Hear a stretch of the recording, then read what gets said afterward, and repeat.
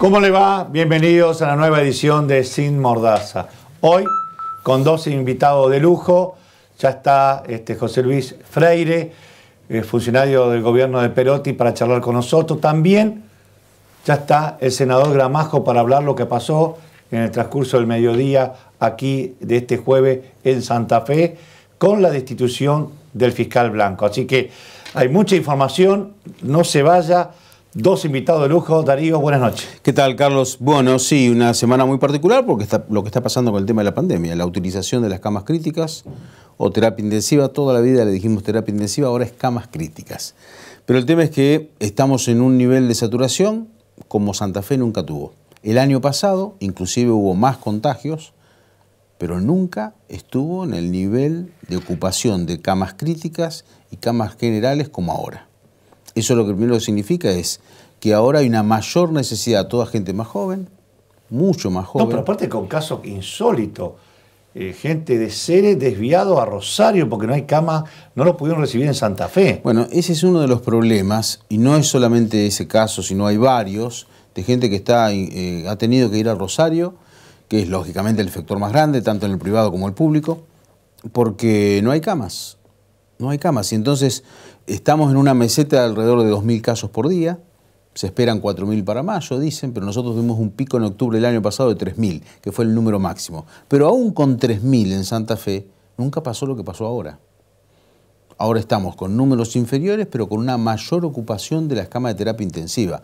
Nadie puede olvidarse, desde que se inició la pandemia hasta ahora, crecieron 300% las camas de terapia intensiva en la provincia. Antes, marzo del año pasado, ahora, 300% aumentaron. Y no damos abasto. Y no damos abasto. Y teniendo dos hospitales de campaña, uno en Rafaela y uno en Santa Fe, capital. Sí, ahora el nuevo que yo te diría que es más una tienda de campaña que va a ser utilizada, pero no para COVID. De hecho, lo que se analiza por estas horas es que el Cuyen solamente sea COVID y todo el resto sacarlo del Cuyen, porque el mayor problema es Santa Fe no solamente recibe lo de Santa Fe, sino también inclusive todo lo que viene del norte. Uno de los temas, y de Rafaela mismo también. Bueno, Rafaela, pero hoy tenemos 5 departamentos que supuestamente no están en riesgo como el resto de la provincia.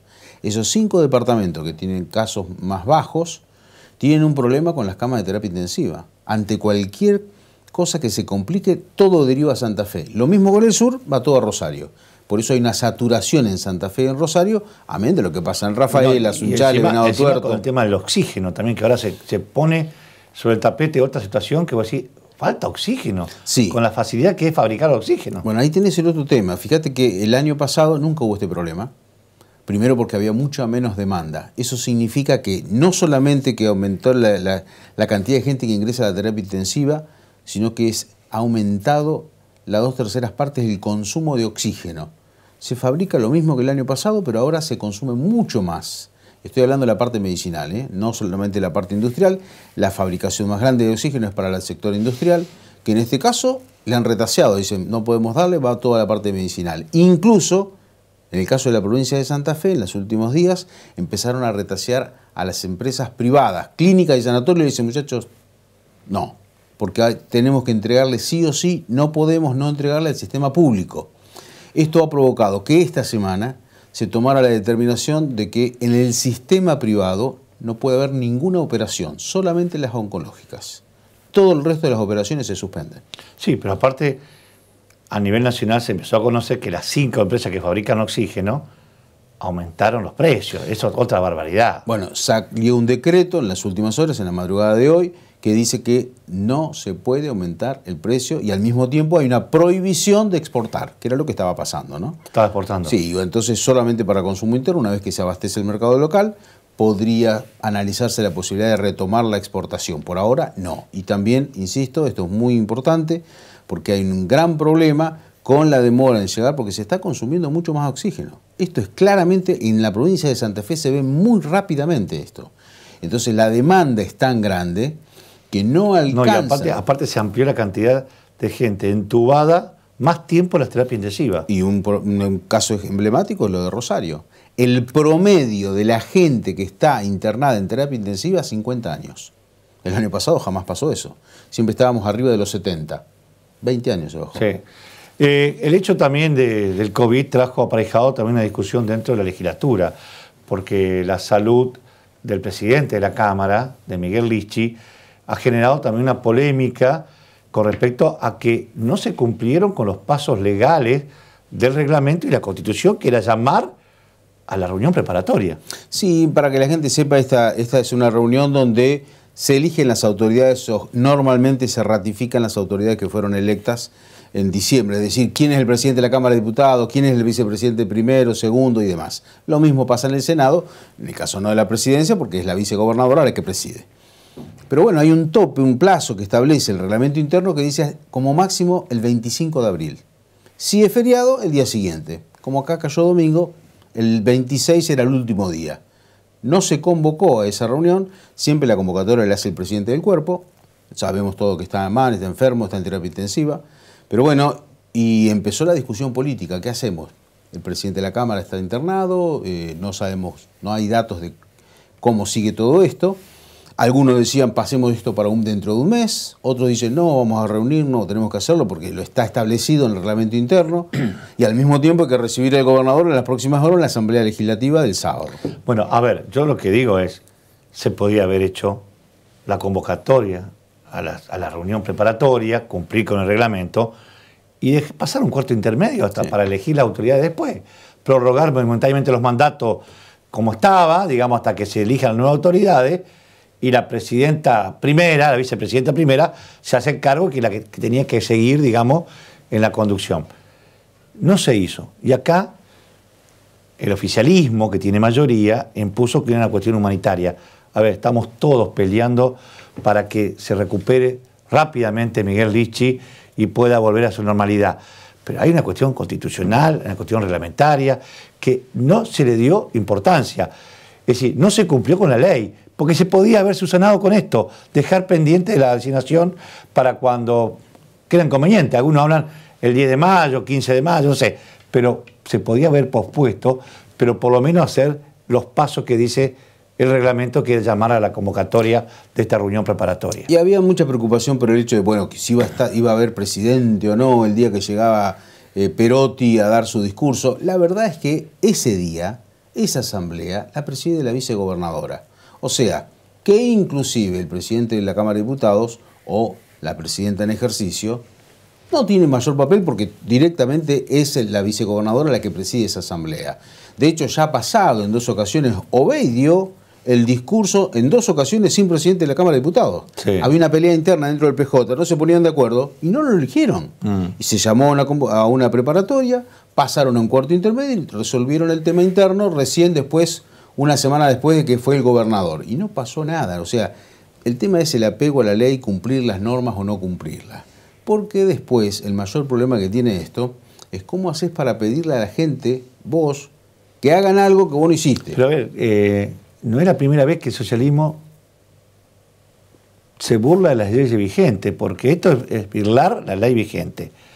Cuando tuvieron que designar a un exfuncionario de la gestión de Lichi, que le recordamos, lo hablamos con Puyaro acá la semana pasada, con Beccari, Tribunal de Cuentas, que pasaba al Tribunal de Cuentas. La ley dice clarito, son 2 años de diferencia, porque no puede él asumir en el Tribunal de Cuentas para monitorear y controlar los gastos que él mismo hizo. Esto es violatorio. ¿Pero qué dijo Puyaro en la reunión con nosotros? Sí, pero tuvo aprobación legislativa, porque impusieron la mayoría, dijeron acá se hace lo que nosotros queremos, y le dieron un cargo en el Tribunal de Cuentas a alguien que no podía. Estas son las cosas que a uno le molesta. El hecho de decir, tenemos mayoría, hacemos lo que queremos. Y también la complicidad del PJ, porque el PJ en esa oportunidad también no dijo nada y votó los pliegos de Beccari que no correspondía. Y ahora uno escucha en algunos medios algunos peronistas diciendo, regándose la vestidura, que esto no corresponde, pero tampoco hacen nada, porque la propia vicepresidenta es peronista. Podría convocar igual, aunque se enojen, que es la facultad que tiene ella. Bueno, ella es la presidenta en ejercicio. Estamos hablando de Lucila de Ponte. Pero ella podía convocar a la reunión igual y decir, yo como autoridad voy a cumplir la ley, y no lo hizo. Sí, hay un problema que tiene que ver con lo administrativo y también con los celos. Yo no sé hasta dónde la dejan entrar en el despacho a Lucila de Ponti. No importa, es la presidenta. Es la presidenta en ejercicio, de eso entonces, no queda en duda. Podía haber llamado a ella y no lo hizo. No lo hizo. Entonces, la complicidad del PJ con esta... Porque en el discurso hacia afuera en la calle dice una cosa. Después en los hechos reales, teniendo la posibilidad, no lo hacen. También hay que llamar la atención. Pero vamos a cambiar de tema, Darío, porque por supuesto calculamos que en las próximas horas se van a conocer que se va a extender el tema de las restricciones. Sí. Y lo que sorprendió en Santa Fe Capital, pero también en muchas ciudades pasó lo mismo, teniendo la prohibición de hacer fiestas, hubo una fiesta, y quiero mostrar el video, señor director, ahí estamos viendo, en un country acá muy conocido, Aires del Llano, donde un empresario festejaba su cumpleaños y vemos ahí bailando a un funcionario de Perotti, un funcionario que fue designado en un cargo político por el cual él presentó la renuncia. Sí, es el de camisa gris, ese que estaba bailando con anteojos. El subsecretario de Comercio Exterior. Exactamente. Lucas José Candiotti. Candiotti, un hombre que ya venía, y acá quiero mostrar, porque fue designado, señor director, el decreto donde Perotti lo pone como su secretario, con un cargo político al cual él renuncia a ese cargo. Claro, lo que pasó fue que cuando se difundió ese video, rápidamente, entonces dijeron, che, pero empiezan a mirar las caras, alguien con un apellido muy conocido en la capital de la provincia, empieza a decir, pero ese es funcionario del Ministerio de la Producción. A partir de eso, se conoció que iban a reducirle el sueldo durante 3 meses al 50%. Primero para donárselo a una institución de bien público. Sí, y al mismo tiempo querían hacer que haga tareas comunitarias en el Cuyen. Porque esa es la sanción que se aplica a alguien que viola de parte de lo que son funcionarios. Bueno, él presentó una renuncia indeclinable, finalmente fue aceptada. El tema es que vuelve al cargo, porque acá está, vamos a mostrar acá quién lo nombró, o mejor dicho, por concurso, lo nombró Miguel Lichi. Este es el decreto que Miguel Lichi lo nombra por concurso a esta persona que ya estaba en el ministerio y en esa área de comercio exterior, porque si vemos ahora, vamos a mostrar que en el 2009, ahí está, mirá. Sí, hay una comitiva cuando viajan en la Wiener lo llevó de viaje. Singapur, anduvieron por varios lugares en Asia. Porque ya estaban en el plantel de Wiener. Es decir, este hombre llegó a la función pública por Wiener. Lo puso Wiener. Y acá está la prueba que en el 2009 lo acompañó en una gira internacional. A ver, más allá de eso, yo creo que lo cuestionable, otra vez volvemos, es entre lo que dice la norma o las restricciones y en hacer cumplir las normas. ¿Te imaginas que un funcionario que supuestamente tiene que controlar y que se hagan cumplir las normas, y después lo encontrás bailando, sin barbijo, lógicamente, una fiesta era, ¿no? Sí, pero aparte de otra cosa más, este funcionario también es miembro de la Cruz Roja. Sí. Que se supone que son defensores. Sí, ha estado en la comisión directiva, y es miembro de la Cruz Roja. Con más razón, tiene que ver con la salud y tiene que tener el tema de los cuidados. Entonces, nos molesta el doble discurso, ¿no? Bueno, por eso, vos fíjate que el hilo conductor pasa por ahí. Ya hemos tenido otros casos. También hace 15 días un funcionario de alto rango en la provincia apareció con un cumpleaños de 15 la hija. Y también tuvimos hasta un ministro que se fue en plena restricción, se fue a correr un maratón a Uruguay. Sí. Entonces, la pregunta es, volvemos a lo mismo. Si vos no cumplís las normas, ¿podés pedirle al resto que las cumpla? Sí. En la Cámara de Diputados, si ellos no cumplen el reglamento interno, ¿pueden pedir después que se cumplan las leyes que dictan? Sí. Bueno, y hoy es un justo 29 de abril, una fecha muy resonante para todos los santafesinos de la capital, pues se conmemoró otro día más que comenzó la inundación en la ciudad de Santa Fe.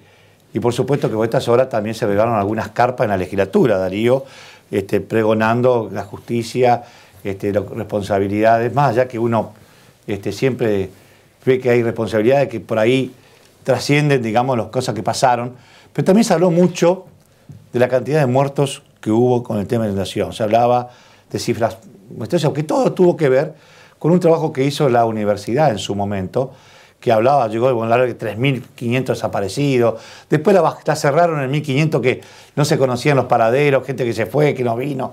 Es decir, cifras que le dieron volumen a una cosa que no fue real.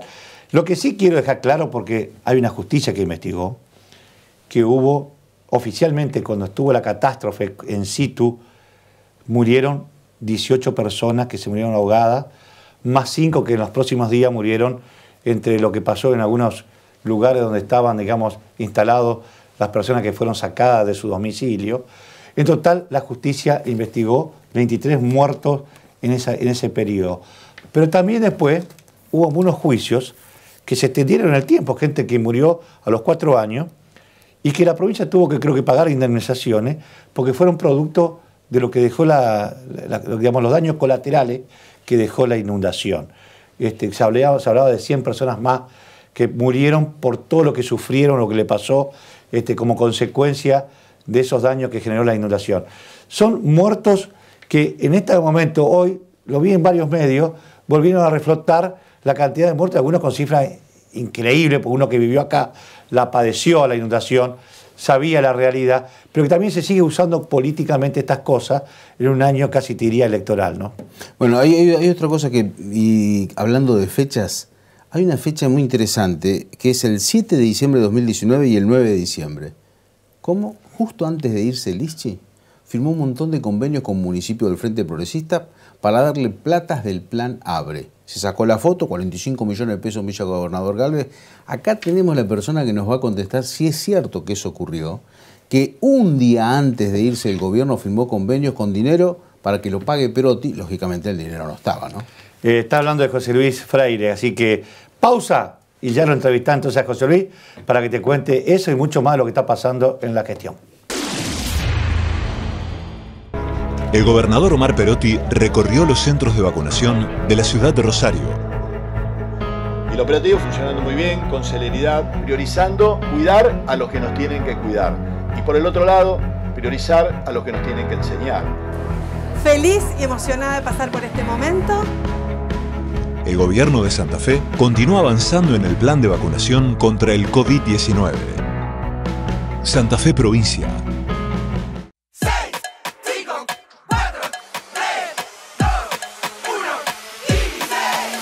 Son solo 6 pasitos, Kini 6. 6, 5, 4, 3, 2, 1, Kini 6. Son solo 6 pasitos. A la suerte hay que ayudarla. Con el Kini estás a 6 pasos de tus sueños. ¿Qué esperás para cumplirlos? 6, 5, 4, 3, 2, 1, Kini 6.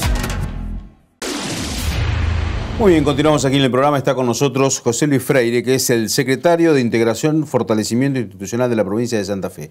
Antes le llamábamos municipio común, ahora es más larga, más grande la tarjetita. Además, psicólogo de profesión, pero fue intendente de la ciudad de Venado Tuerto, una de las ciudades más importantes de la provincia de Santa Fe, y está con nosotros aquí en el programa. Freire, bienvenido al programa, gracias por estar. Muchas gracias a ustedes. Largo el título para la tarjetita. Sí, cortito y pegadizo, digo Sí. yo. Para que, no, bueno, en realidad cuando el gobernador nos convocó y como tenía previsto que nuestra tarea era fortalecer a los gobiernos locales, a los municipios y comunas, y había un rol clave en las políticas provinciales con los municipios y comunas, también obviamente en la relación con las entidades intermedias, con las instituciones, es que decidió poner ese nombre cortito sí, y pegadizo para a la Secretaría. El para tema que es abarque. que naturalmente, digo esto para la gente de toda la provincia, en la Casa de Gobierno hay pasillos que son más utilizados que otros. El donde está Freire es el más gastado, porque ahí van todos los presidentes comunales, intendentes, van a hablar de plata, de fondos, de presentar carpetas o proyectos. No solo por los propios proyectos que tiene nuestra Secretaría o nuestro Ministerio, el de Gestión Pública, y que además, vale decirlo justamente, el gobernador nos ha dado muchas herramientas para poder acompañar y apoyar a los municipios, mucho más después del inicio de la pandemia, pero además le hacemos de interrelación a todos los programas que tiene el Ministerio de Infraestructura, Desarrollo Social, de producción para los municipios y comunas, también hacemos esa intermediación. Ahora, la pregunta es, ¿o tenemos buenos administradores o qué pasó? Porque yo me acuerdo que en el 2019 había un gran problema para pagar los salarios. No solamente eso, sino que también hubo escenarios donde municipios se retrasaron y mucho y otros que pagaban en forma desdoblada, empezando por Rosario. Y uno imaginaba, en un escenario en plena pandemia, el primer problema se iba a sentir a la hora de cumplir con esos compromisos. Pero también había una gran demanda de municipios y comunas de la deuda que tenía la provincia con ellos por obras menores y el fondo educativo, hasta tantas otras cosas. ¿Cómo estamos en materia de números con esos ítems que permanentemente han reclamado históricamente los intendentes y presidentes comunales? La verdad que muy bien, digamos, ¿no? En un contexto muy complejo, muy difícil. Hay que recordar que nosotros no arrancamos de cero, que arrancamos de menos tanto, Sí, porque digo, sí. por ejemplo, nuestra Secretaría en particular, cuando nosotros llegamos había una deuda que superaba los 4.000 millones de pesos a municipios y comunas, ¿no? Después los 6.000 en deuda de obra pública. Y esto no es por echarle culpas a nadie, pero digo, es un dato de la realidad, de donde partimos, había que resolver esa deuda. Había municipios y comunas que no cobraban fondos que son coparticipables, que son obviamente asignados por ley, como es el de obras menores, que no cobraban desde el 2015, el 2016, 2017. Pareciera que pura y exclusivamente por su signo político, así que hubo que reparar toda esa situación. Y después hubo que reparar una situación también muy particular, administrativa, formal, de fondos que se debieran haber transferido en el año 2018, 2019 y no fueron transferidos. Por ejemplo, los saldos de coparticipación, ¿no? Que los saldos de la coparticipación se transfiere cada 15 días, tanto nacional como provincial, y al fin de año se hace un balance y los municipios pueden tener un saldo positivo o un saldo negativo. Te puede haber transferido a la provincia un poco más, un poco menos. Generalmente es de menos. Entonces, ese saldo que te queda a favor, rápidamente, en febrero, marzo, se transfería. Esta práctica se dejó de hacer en los últimos años y quedaron esos saldos que de hecho se transfirieron y fueron entre parte del incluir y entre fondos COVID que le dimos, que aportamos para afrontar y prevenir la pandemia, solamente la semana pasada transferimos 1.550 millones de pesos a municipios y comunas. ¿1.500 millones? Sí, a todos por igual, como nos pide el gobernador, y en el mismo momento 1.550 millones. Entonces, eso ha ido generando que no se diera esta dificultad. Cuando nosotros asumimos amenazas de paro en muchos municipios con paro, hubo un corte de la autopista, digamos, en el municipio de Coronda. En aquel diciembre del 2019. Después, en base a esta premisa que nos pidió el gobernador, administración, volcar todos los recursos posibles a los municipios y comunas.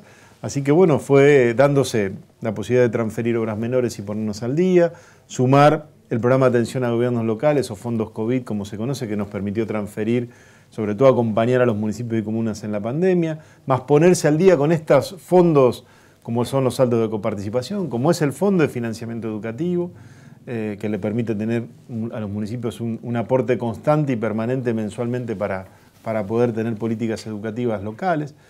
Así que, en ese sentido, los municipios y comunas, más después lo que aporta desarrollo social, lo que aporta producción, lo que aporta cada uno de los ministerios, hacen que los municipios tengan recursos de manera importante para afrontar lo que es la obra pública, lo que es...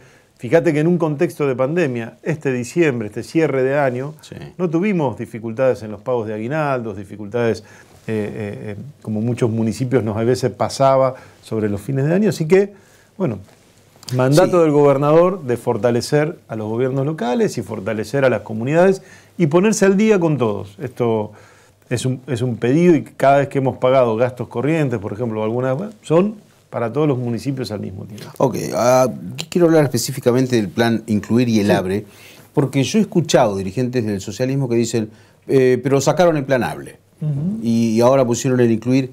¿Cuál es la diferencia entre el ABRE, que era de la gestión anterior, y el plan Incluir de ustedes? El plan ABRE era un programa que creó el Frente Progresista en su momento, destinado a la ciudad de Rosario y Santa Fe, para la urbanización de sectores vulnerables o para políticas sociales y de inclusión. Fue extendido en algún momento a localidades parcialmente, porque no era siempre, a Santo Tomé, a Pérez y a Villa Gobernador Galvez. 5 ciudades de toda la provincia. De toda la provincia. Hubo un proyecto de ley presentado durante el 2019 y aprobado, donde amplían el plan ABRE a los municipios de la provincia. ¿Qué hace el gobernador? Dice, bueno, lo que nos parece correcto es que se amplíe a los municipios, pero queremos que también se amplíe a las casi 300 comunas que tiene la provincia de Santa Fe. Hay muchas comunas que están cerquita de ser ciudades. Sí. Así que la decisión que tomó el gobernador es que esto sea un programa, como el Obras Menores, para las 365 localidades de la provincia. Así que se hizo extensivo, se le dio un presupuesto de 4.000 millones de pesos al año y hoy tenemos proyectos de inclusión en las 365 localidades de la provincia presentados y en algunos ya en ejecución. Ahora, y en marcha. ¿qué significa un proyecto de inclusión? ¿Qué tipo de proyectos gráficamente para Fundamentalmente todo lo que tenga que ver con poder fortalecer, sea obra pública, sea equipamiento, sea construcción de viviendas, pero que fortalezca cuestiones de oportunidades sociales, sea porque genero alguna infraestructura para emprendimientos. Hago cordón, cuneta y pavimento, pero ese cordón, cuneta y pavimento tiene que ser para garantizar el acceso al centro de salud o a la escuela o a sectores vulnerables que no podemos urbanizar, que no se pueden urbanizar desde el gobierno local, digo. Entonces, el incluir tiene esa finalidad. Arrancamos ya hace 15 días con la primera transferencia de más de 587 millones. Ayer estuvimos con el ministro Corach firmando ya en Villa Gobernador Galvez por 106 millones de pesos. ¿Y las obras quién las ejecuta? ¿Quién administra el recurso? ¿El municipio? El fondo va al municipio. Después, por supuesto, nosotros con desarrollo social, con el área de género, hay parte del incluir, parte de ese presupuesto se vuelca para que lo puedan volcar a instituciones o entidades intermedias o clubes. Hubo una entrega importante a clubes. El área de género, la Secretaría de Género está financiando los puntos violetas con este programa, que obviamente también lo hace de la mano con los municipios. Pero fundamentalmente el grueso del recurso va a los municipios y comunas. Ellos proponen, nosotros aprobamos la viabilidad técnica y a partir de eso ellos ejecutan la obra. Lo ejecutan por administración o por licitación privada según el tipo de obra que sea. ¿Después se rinde similar a obras menores? Similar a obras menores. Se rinde, se certifica y se van entregando otras se le asigna un monto estimado al año. Hay municipios que no llegaron a presentar el año pasado porque lo hicimos muy sobre el final de año, arrancamos. Así que obviamente a ese municipio se le computa el del año pasado más este año, o sea que tiene esa posibilidad. Así que el incluir es una herramienta de inclusión, de obra pública. También obviamente pensamos en este contexto de pandemia y sobre todo post-pandemia de generar empleo, claro, de que sea una herramienta central de generación de empleo. Así que premiamos o valoramos mucho las obras que generan empleo o que mueven la actividad económica local. ¿Hay una distribución departamental o no? ¿O cada departamento tiene asignado un monto? Cada localidad tiene asignado un monto, ¿no? De acuerdo a variables que tienen que ver con la población, con la cantidad de NBI, algo muy parecido a cómo se calcula el obras menores. Y con respecto al tema de obras menores y al fondo COVID, que es lógico entender que muchos municipios comunes dicen los fondos asignados, porque hay insumos, hay gastos que cada comuna tiene y municipio también. Los fondos COVID se distribuyeron durante todo el año pasado, gran parte del año pasado, en la pandemia. Tenemos dos maneras de distribución. Una distribución que se hace general, como se hizo la semana pasada, 167 millones de pesos de manera general a todos los municipios y comunas, obviamente porcentualmente. Y después de esos 167 millones de pesos, por ejemplo, cada municipio hace pedidos puntuales. Algunos porque tienen más operativos de control, porque tienen sus municipios o sus localidades están cercanos a una frontera provincial, entonces claro, refuerzan los controles. Algunos porque quieren fortalecer su zanco. Esto lo usaron mucho los municipios y las comunas el año pasado para ampliar su centro de salud o remodelar su centro de salud, o el propio zanco de la localidad, también lo utilizaron para eso. Pero fundamentalmente lo han utilizado para lo que tiene que ver con tener más horas de control, de prevención, de cuidado, todo lo que tiene que ver con equipamiento o insumos para, desde los testeos hasta el equipamiento sanitario del personal, digamos, que trabaja en calle. Así que se ha utilizado fundamentalmente para eso y está en marcha, ¿no? En este año tenemos disponibles 300 millones de pesos. A ver, hasta ahora viene todo bien, porque yo escucho, la semana pasada giran 1.500 millones de pesos municipio y comuna. Están repartiendo plata por todos lados, a los proyectos, está todo bien. Ahora, yo he escuchado algunas críticas del departamento San Cristóbal, puntualmente, al senador y a algunos presidentes comunales, dicen, no nos pagan lo que nos deben. ¿Cómo es esto? Porque usted conoce, usted fue intendente hasta hace poco en Venado Tuerto por 2 periodos, o sea que conoce demasiado el otro lado del mostrador. Y también imagino que debe saber cuando no le pagan de la provincia cómo cambian los números de la administración. ¿Qué pasa con San Cristóbal o con algún distrito que dice, nosotros somos radicales y no nos mandan la plata? No, en particular, digamos, el departamento de San Cristóbal, que tiene las obras menores al día,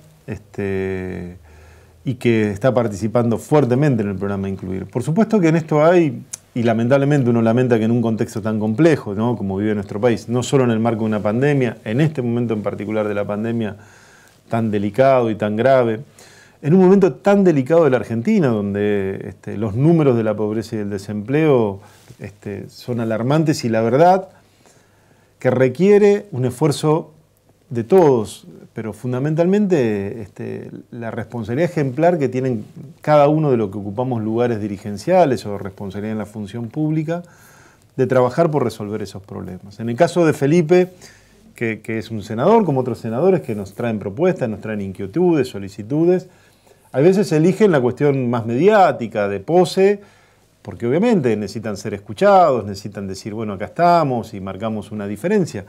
Pero la verdad, vi algunos gráficos que él presenta, digamos, sobre eso.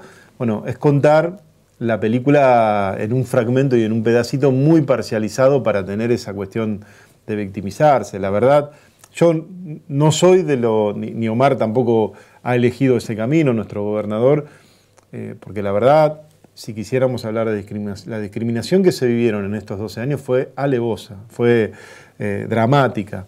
El gobernador, a nosotros claramente, digamos, cada vez que alguien desde nuestro espacio político dice, che, pero al final le están llenando de plata a los municipios, que el 70% son de la oposición. Y la verdad que el gobernador siempre dice lo mismo, digamos, nosotros no... Castigar a un intendente o a un presidente comunal con el envío de fondos que le corresponden o proyectos para acompañarlos, es castigar a las comunidades, es castigar a la gente, que era lo que nosotros defendíamos en su momento cuando yo pasé sin cobrar obras menores más de 6 años. Yo me fui del municipio... ¿Cómo? Y más de 6 años, ¿no? En Venado Tuerto. Y cada obra que no nos pagaban de obras menores, que insisto, no es un subsidio, no es un aporte voluntario, no es... Hay una ley de por medio. Hay una ley, es coparticipable. Obviamente, doy un ejemplo, nosotros presentamos y consensuamos con vecinales 84 cuadras de cordón cuneta en el 2016.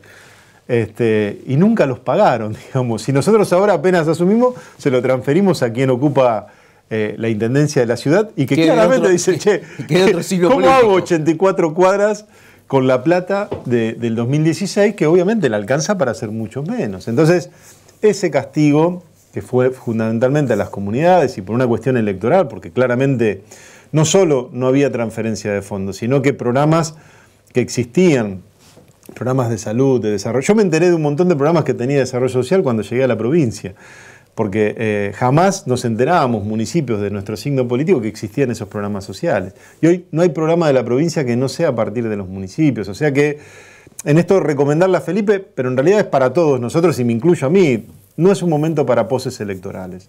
Felipe tiene la puerta abierta, muchos de ellos, de los legisladores, participan en nuestras comisiones que votan y aprueban los proyectos de estos programas, ¿no? Porque tiene un sistema de participación de todos los espacios políticos y que todos evaluamos y aprobamos los proyectos en el caso de obras menores. Entonces, la recomendación es, hay muchísima gente que la está pasando mal, por lo sanitario, por lo económico, por lo laboral, por lo social en general. Nada, más que nunca los dirigentes tenemos que tener objetivos comunes y trabajar para dar respuestas a la comunidad. Hay un gobierno de la provincia que está respondiendo con recursos. Voy a dar un ejemplo concreto. San Jerónimo Sur, su presidente comunal preside el foro de intendentes y presidentes comunales radicales. Está cobrando obras menores 2021. 2021. Jamás se daba antes que un municipio cobrara sobre el mismo año. El intendente de Avellaneda, bueno, o lo que contaba de Villa Gobernador Gálvez Hacer, el intendente de Avellaneda teniendo la posibilidad de tener un plan de pavimentación que se acordó y se firmó en el gobierno anterior. Muchos de esos convenios se firmaron el 7 de diciembre, de 2019, o sea, 3 días de dejar. Y nosotros respetamos y cumplimos el pago de esas cosas y de esa obra, entendiendo que la obra es para la ciudad. Entonces, puedo entender que haya planteos políticos, que haya poses políticas, pero, insisto, es un momento para trabajar juntos. Las primeras 2 localidades que recibieron fondos del Incluir son Santa Fe y Rosario. Empezamos por ahí, entendiendo que es ahí la situación más acuciante, más urgente. Después, obviamente, seguimos con todo el resto de las localidades, pero... Así que, nada, a trabajar juntos. Freire, muchísimas gracias, Gracias por estar a ustedes con por el nosotros, tiempo, muy amables. Desde Banco Santa Fe queremos que te quedes en casa. Por eso, ponemos a tu disposición bancosantafe.com.ar/cuidarnos, donde vas a entender cómo operar desde casa. Todo lo podés hacer desde Home Banking, con la app Santa Fe Móvil o por teléfono las 24 horas, los 7 días de la semana. Pero lo más importante, si estás cerca de alguna persona mayor, ayúdalo para que pueda hacer sus operaciones online. Seguimos en casa, pero seguimos juntos. Banco Santa Fe. Prevengamos la segunda ola.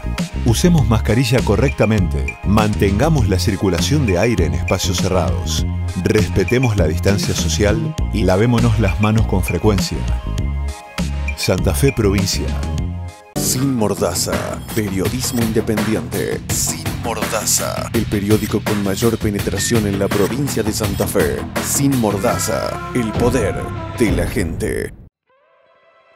Estamos trabajando en toda la provincia. Cloacas Esperanza, Circunvalación en Sastre, Viviendas en Rosario, Nueva Escuela en Los Quirquinchos.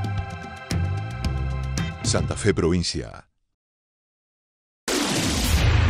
Como le decíamos al comienzo del programa, tenemos la suerte de hoy, esta noche, de contar con la presencia con el senador Gramajo, que, como decíamos, fue uno de los que realmente anticipó lo que pasaba con el fiscal Blanco y hoy, bueno, se ha hecho la reunión conjunta de las dos cámaras para destituirlo, senador.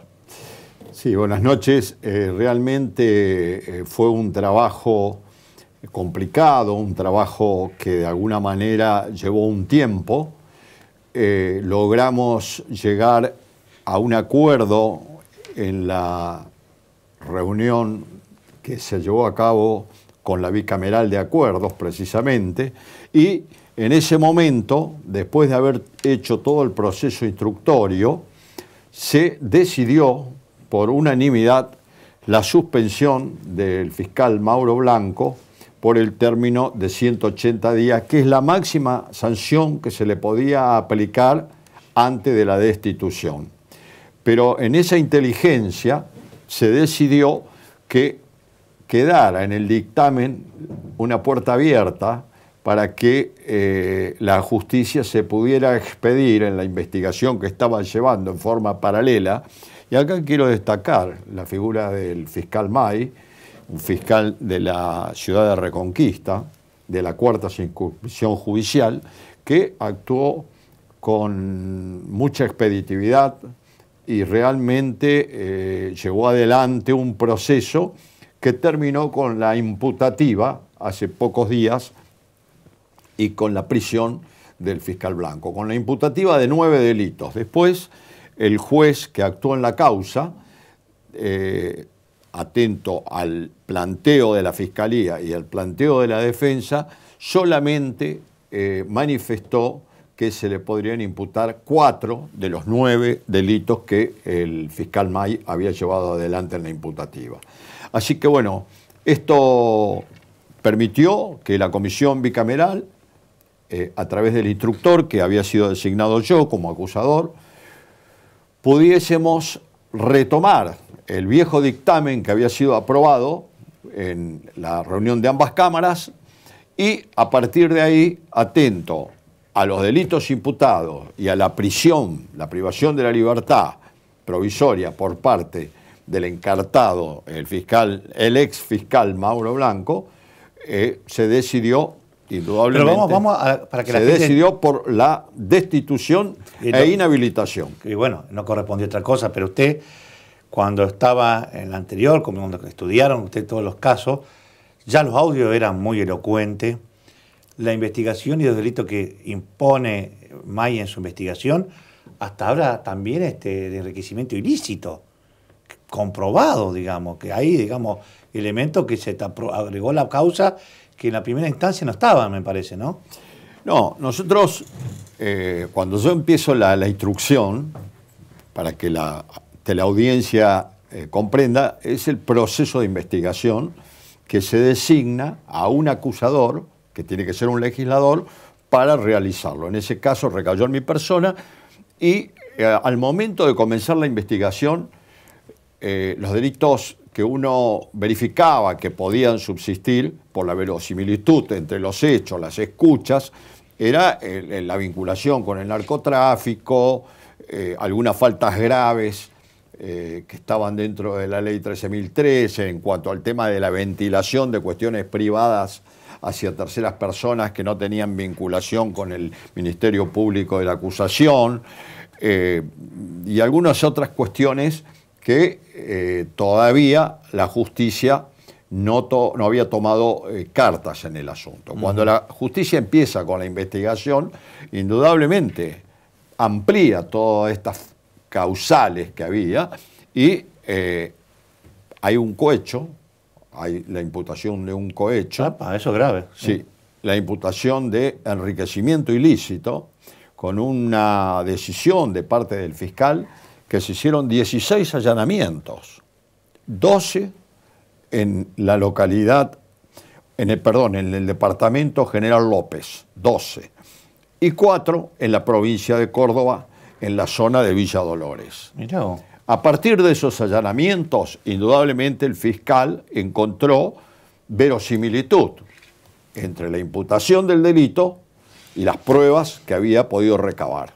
Por eso, con todos estos elementos, la comisión decidió, por unanimidad, vuelvo a repetir, que esto es muy importante porque recién, hace horas terminamos la reunión conjunta de ambas cámaras con un dictamen que fue votado también por unanimidad. Yo quiero que quede claro porque este programa se ve en Venado Tuerto y en Venado Tuerto había mucho respaldo hacia este fiscal. Y esto es lo que ya era sorprendente. Era voz populi en algunos sectores que estaba vinculado con el tema del narcotráfico por esos audios y por algunas cosas que se conocían en la calle de Venado Tuerto.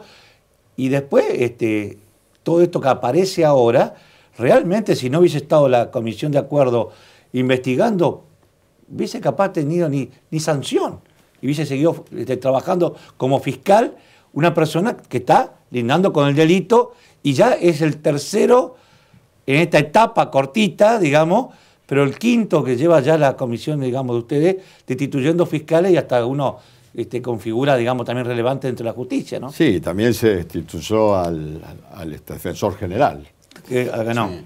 Exacto, pero yo quiero decirles algo también aprovechando la teleaudiencia, de que nosotros hemos recibido muchísimas críticas por parte del Ministerio Público de la Acusación, manifestando que no teníamos la idoneidad para juzgar a los fiscales. Esto fue lo que de alguna manera transcribió una camarista cuando declaran la inconstitucionalidad en un voto que plantea la inconstitucionalidad del fiscal Espelta, y esto hoy está a resolución de la Corte Suprema de Justicia de la provincia sobre la constitucionalidad o no de la ley 13.807, que es la que nos autoriza a nosotros investigar tanto por la 13.013 a los miembros del Ministerio Público de la Acusación como por la 13.014 a los defensores públicos de la defensa. Por eso me parece que es muy importante el control de los poderes. Vos lo dijiste recién, si esto no hubiese tenido una investigación profunda, una investigación donde se le permitió el sagrado derecho de la defensa, porque cada imputación que se le realizó, se le corrió traslado, él en una oportunidad vino personalmente, hizo su defensa, ofreció la prueba, se produjo la prueba. Cuando se le amplía la imputación, ya no lo hizo en forma presencial, sino lo hizo a través de un escrito que también está permitido por la ley. Entonces, esto es una prueba clara, indubitable, que el control de los poderes es muy importante y que esto no es amedrentar a fiscales del Ministerio Público de la Acusación. Esto es simplemente un principio republicano, que es el control entre sí de los poderes. La división de poderes de Montesquieu se cristaliza en este tipo de legislación. Ahora, senador, usted decía recién que le dieron el derecho a defensa, que es lógico y que está garantizado en la Constitución Nacional, y él vino a Santa Fe, estuvo con ustedes. Yo recuerdo en ese momento que hizo alguna declaración cuando salió, muy breve, pero también conocimos que, por ejemplo, se puso a llorar en medio de su defensa. Y acá se lo estaba imputando, entre otras cosas, de tener una estrecha relación con alguien que vende drogas. Y algunos hablan también de que algún problema de adicción tenía él y demás. Y después el tema del enriquecimiento ilícito y otras cuestiones. Ahora, ¿qué les dijo él a ustedes? Separando que una cuestión es la causa penal que lleva adelante un fiscal y eso ante la comisión de acuerdos. ¿Cómo se defendió él? No, él hizo su defensa, Yo no es que lo quiera justificar porque como acusador me tocó llevar adelante, pero yo creo que él estaba también pasando un momento muy difícil de su vida. Tenía a su esposa con cáncer, que falleció hace poco tiempo, y creo que él estaba en una situación anímica sumamente delicada. Lamentablemente, nosotros, cuando yo puse la mano en una Biblia y juré, indudablemente que tenía que marcarme en la ley. Pero no quiere decir con esto que uno tenga un sentimiento y vea también el momento que esta persona estaba pasando. Por eso yo creo que él cuando... Porque se quebró en ese momento, tenía que ver con el contexto que estaba viviendo. Yo pienso que sí, Él estaba viviendo un problema familiar muy grave, muy grave. Su mujer estaba con un cáncer que falleció hace un mes y medio. Y bueno, esto por supuesto, cualquier persona, independientemente de que uno tenga que aplicar la ley y tratar de manejarse dentro de los andariveles de la Constitución, pero no deja a nosotros de ver esa parte humana que uno tiene que tener en cuenta también. Por eso yo ese tema lo tomo como que estaba en una situación anímica muy complicada, pero de todos modos él hizo su defensa. ¿Él negó todas las acusaciones? Sí, negó todas las acusaciones. Natural que el imputado o el encartado tenga el derecho de poder o negarse a declarar o declarar negando los hechos, ¿no es cierto? Que eso a su vez me obligaba a mí a tener los elementos probatorios que tuvieran la verosimilitud entre la acusación y la prueba. Lo de May entonces fue fundamental el trabajo de May.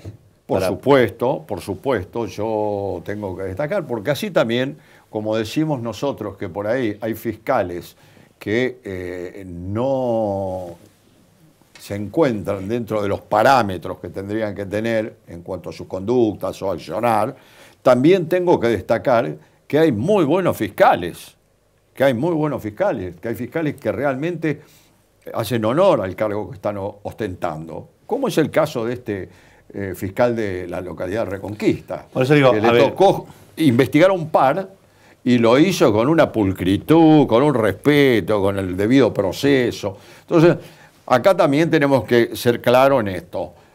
Hay personas que están a la altura de las circunstancias y otros que están por debajo de las circunstancias. Ahora, hay un hecho claro, que es que la mayoría de los fiscales no les gusta que los investiguen y que sea el Poder Legislativo el que tenga la mirada sobre ellos. ¿Cómo es la relación hoy con Baclini? Sé que tuvo un encuentro con ustedes hace un par de semanas. ¿Cuál es la relación con el titular o el jefe de todos los fiscales de la provincia?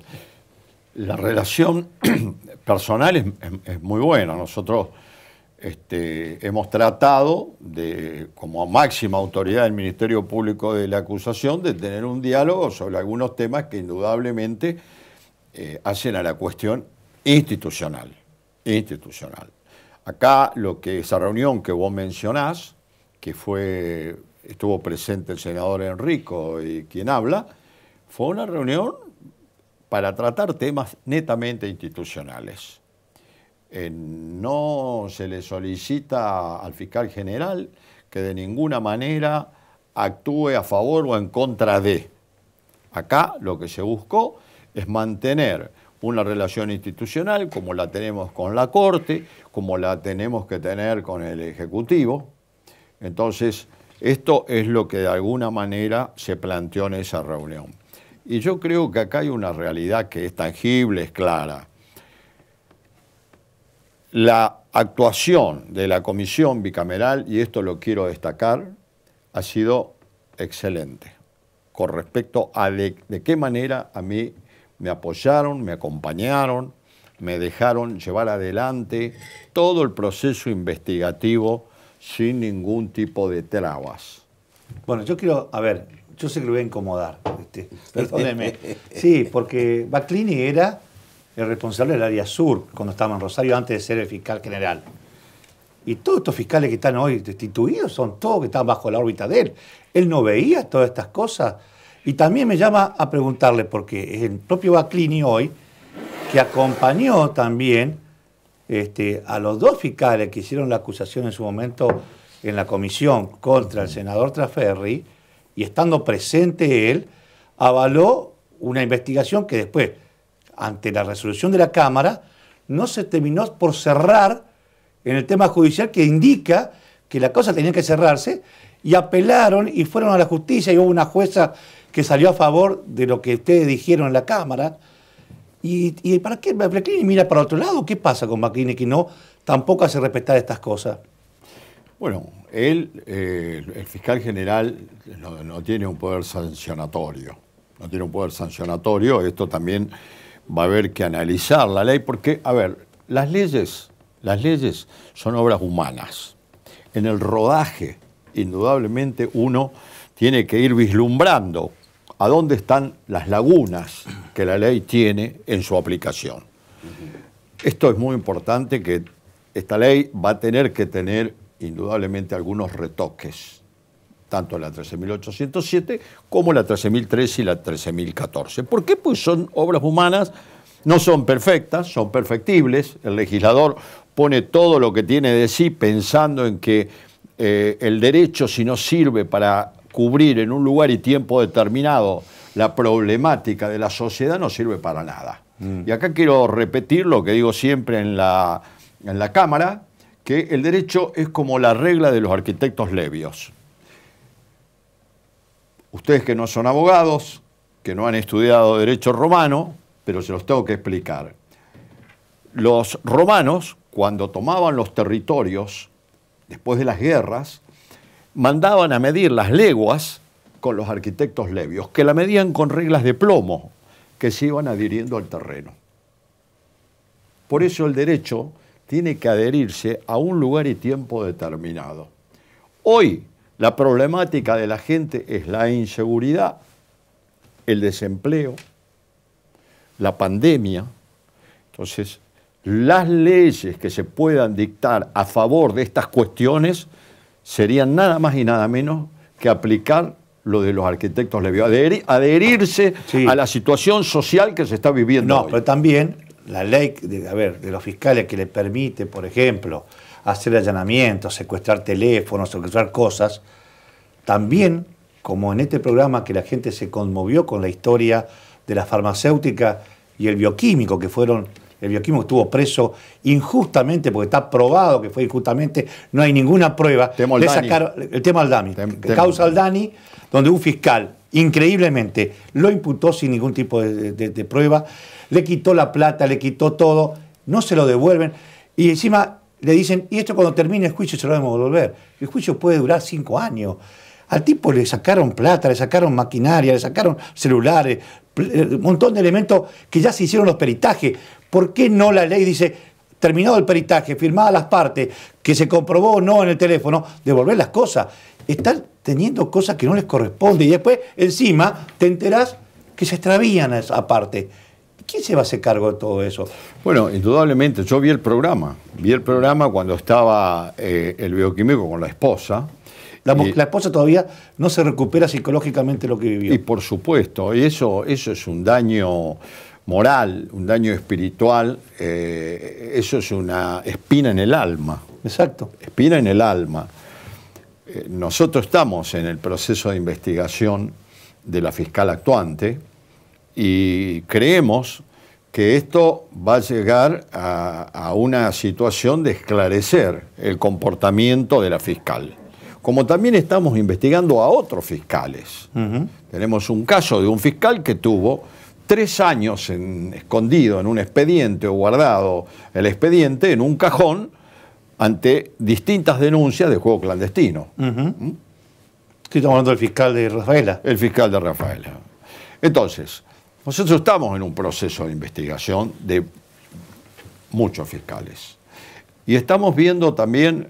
Es modificar las leyes, porque ajustarlo, como dice usted, a la coyuntura y a la situación de las vivencias, porque esto de los fiscales es nuevo para la justicia. Una cuestión que se tiene que modificar es que el fiscal no pueda ordenar la prisión sin una autorización del juez. Eso es muy importante. Sí. Es decir, y en eso lo hemos conversado con el doctor Baclini y coincide que hoy el fiscal puede solicitar la prisión y después en la imputativa el juez determina si queda o no queda. En este caso, el juez ordenó la prisión domiciliaria del fiscal Blanco. Pero yo que te quiero decir, volviendo al tema que vos planteaste, que el día que fue Baclini a acompañar a Chapapietra y al Ederi, al fiscal Ederi, indudablemente yo creo que le han solicitado los fiscales el acompañamiento porque era un caso sumamente delicado, pero nosotros cumplimos con los... En primer lugar, esos fiscales pidieron a la Cámara el desafuero en una nota que ni siquiera tenía la firma. Sí, es una falta de respeto. Se les envió de nuevo para que cumplimenten el requisito mínimo de una nota, que es que tenga la firma. Mínimo. En la misma nota solicitaron después, con carácter urgente, una reunión con la Cámara de Senadores. La Cámara designó a la Comisión de Juicio Político, que en ese momento estaba presidida por el senador Enrico, yo también era miembro, y la Comisión de Constitucionales, que yo presidía. Analizamos el expediente, los escuchamos, lo convocamos a las 24 horas, ya estaban reunidos con nosotros. Había, por supuesto, otros legisladores, otros senadores que también tuvieron, porque era acceso libre. Y bueno, y no dijeron más que lo mismo, suposiciones y suposiciones y suposiciones. Y vos no podés imputarle a una persona, a cualquiera, no estoy hablando de un legislador, suposiciones. Vos tenés que tener la prueba suficiente, recordando el viejo proceso, el juez de instrucción, cuando dictaba el procesamiento, tenía semiplena prueba. Semiplena prueba. Esto es lo que de alguna manera estos fiscales no hicieron. Y es como dijiste vos, la jueza, con muy buen criterio, en el fallo, les ordena y les dice, a través del fallo, cuáles son los pasos que tenían que haber seguido. No siguieron. Y no siguieron. Y esto que hicieron de no respetar el artículo 27, 29 del Código Procesal, que tiene un correlato con el 51 de la Constitución Provincial, es una falta. Y es una falta grave. Porque ellos tienen que ser los primeros en respetar las leyes y la Constitución. Es así. Se nos fue el tiempo, senador, pero muchísimas gracias por haber venido. No, al contrario, gracias a ustedes. Y ustedes nos volvemos a encontrar en 7 días en este canal y a esta misma hora. Gracias.